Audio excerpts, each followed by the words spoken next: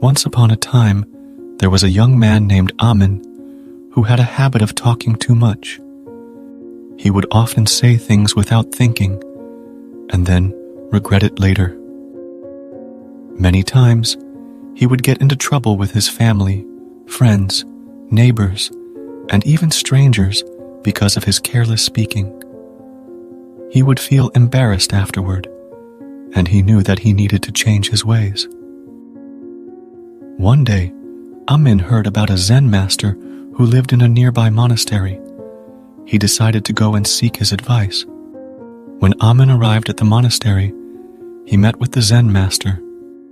The Zen master listened patiently to Amin's story, and then he said, "My child, there are 5 situations in which you should always be silent.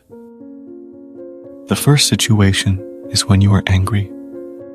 When anger arises within you, it clouds your judgment and disturbs your peace of mind. Instead of reacting impulsively, embrace silence. By remaining silent during moments of anger, you can avoid saying or doing things you may regret later. The second situation is when you are in conflict with someone. When there is a disagreement between 2 people, it is easy to say things that will only make the situation worse. Instead of arguing, try to listen to the other person's point of view. Silence can be a powerful tool for diffusing conflict and finding a peaceful resolution. The third situation is when you are grieving. When someone you love dies, it is natural to feel sadness, anger, and confusion. It is important to allow yourself to feel these emotions, but it is also important to be gentle with yourself.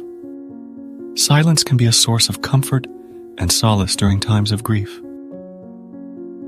The fourth situation is when you are gossiping. Gossip is a way of spreading negativity and creating discord. When you hear gossip, it is best to remain silent.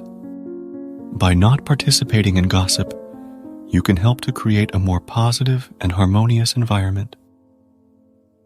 The fifth situation is when you are trying to learn something new. When you are in a learning environment, it is important to be open-minded and receptive to new information. Silence can help you to focus and concentrate, and it can also allow you to listen more deeply to what others are saying. Amin. I hope this advice will help you to become a more silent and wise person. Remember, silence is not the absence of noise. It is the presence of wisdom. Amin thanked the Zen master for his wisdom, and he left the monastery determined to change his ways. He started by being more mindful of his words, and he made a conscious effort to be silent in the 5 situations that the Zen master had mentioned. Amin's story is a reminder that silence is a valuable tool that can be used in many different situations. By being silent, we can avoid saying or doing things we may regret. We can de-escalate conflict. We can find comfort in times of grief. And we can learn and grow. So next time you're tempted to speak, take a moment to pause and reflect.